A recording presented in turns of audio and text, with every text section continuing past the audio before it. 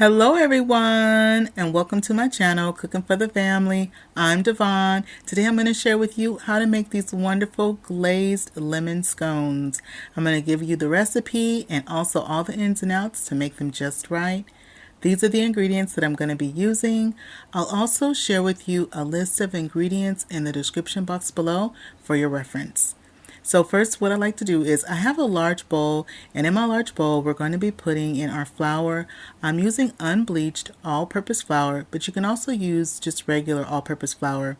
Now with the flour, you can measure your flour a couple different ways. One way, if you're not using a scale, I'm not using a scale today, is that I take my measuring cup and I dip it into my canister. I fluff up the flour to aerate it a bit, and then I level it off with my butter knife. And another way to level off or to scoop up your flour is to use a spoon and gently scoop the flour into your measuring cup and then level it off, also using a butter knife.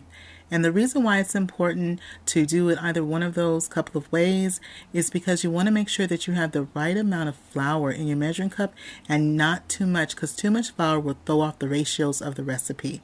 Next, I'm going to put in some sugar, and this is regular granulated sugar, and that's 1/3 cup of sugar. Next, I'm going to use some baking powder, and I'm going to be using 2½ teaspoons of baking powder.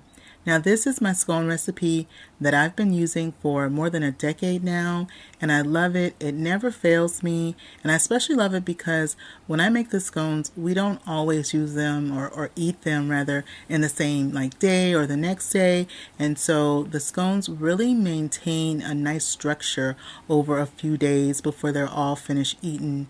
I used to use a different scone recipe maybe about 15 or so years ago, and what I found is that that original recipe that I was using for a long time, it was very drying. The scones were very dry, and after a day or so they just didn't have a really great texture.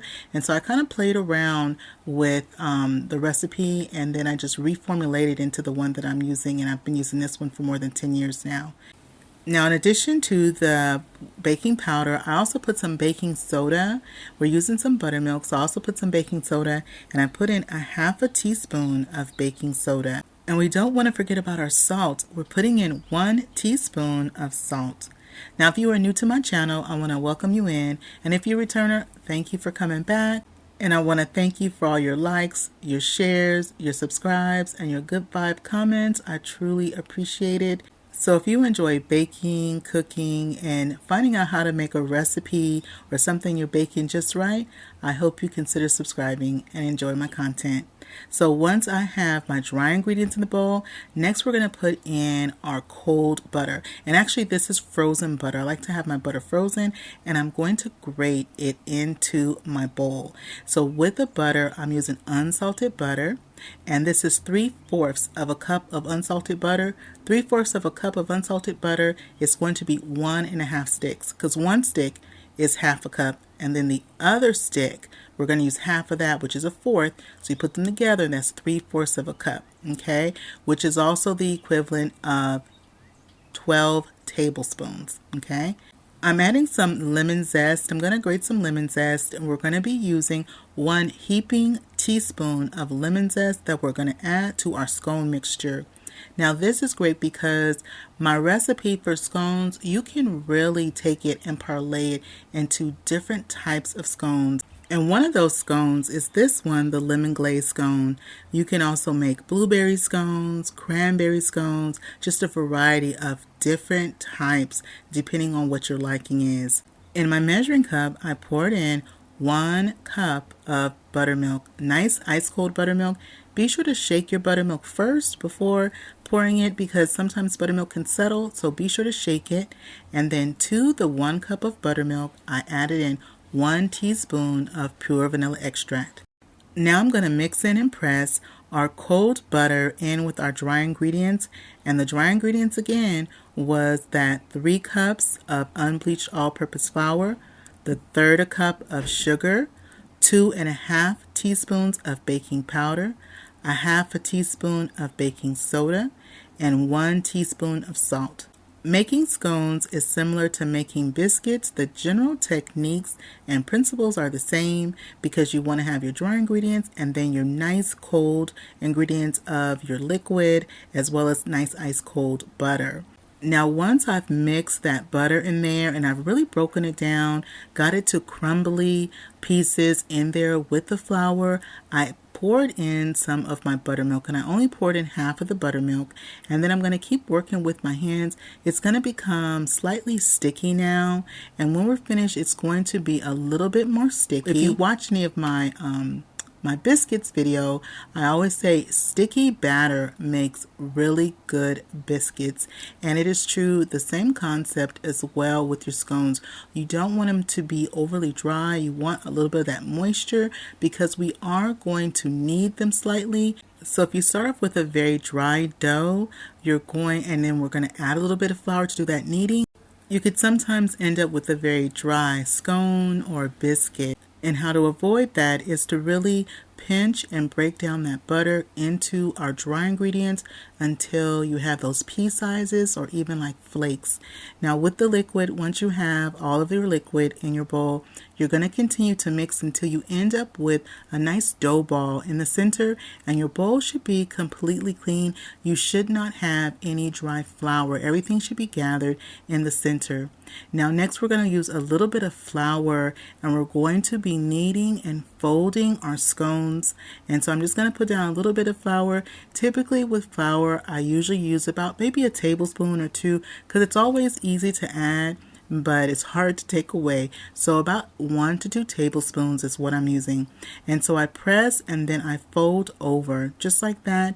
When you're pressing and folding over, working with scones, or even if you're working with biscuits, what you're doing is you're building in those nice layers. And so I don't start to roll with my rolling pin just yet. You really just want to work with your hands first until you bring out your rolling pin. And so I'm going to use a little bit more flour so I can flour my rolling pin. Now when I'm using the rolling pin, I like to use gentle pressure. I don't want to press too hard. Just be really gentle, and we're going to roll out our dough to about 1/4 of an inch in thickness. So if you think of it of an inch, you just want about 1/4 of that, no more so than 1/2 an inch thick. Okay, and so once I have it rolled out, and then we're going to make a circle, or about as best as we can, a circle or an oval. And I'm using, this is my little pastry cutter. Actually it's a fruit and vegetable cutter, but it does the trick for this. And I section them off in like pie slices, so that way they look kind of like if I were slicing a pie, and that's pretty classic of the scone shape. Now once I have them all sectioned off, I'm using my parchment paper, and on top I'm going to be brushing on some heavy cream. You can use heavy cream or heavy whipping cream. If you don't have any heavy cream or heavy whipping cream, you can also use half and half. This is going to give our scones that nice beautiful textured look on top. My scones were out of the oven. They baked at 400 degrees, and you want to bake them for about 15 to 18 minutes. Mine baked up for 16 minutes. Always check them maybe about 5 minutes before they're done to see how they're doing. And so now we're going to make our glaze. So in my bowl I put some powdered sugar, and this is 3/4 of a cup of powdered sugar, and then to the powdered sugar I added in 1/4 of a teaspoon of some lemon zest, and then we're also going to put some lemon juice, some nice fresh squeezed lemon juice. And with the lemon juice, you want anywhere from 1 to 3 tablespoons. I always start off with 1 tablespoon, and then I mix around, kind of see how, thick or thin you want, and go from there. Usually always need more than 1 tablespoon, but it's easier just to build from there. So that's why I always like to recommend start at a tablespoon and build till you get the consistency that you want for your glaze. For me, it's usually around that 2 tablespoon mark. Sometimes I'll do 3, but usually about 2 tablespoons of the fresh squeezed lemon juice is good. I got the consistency I'm looking for. This is gonna be perfect for the glaze.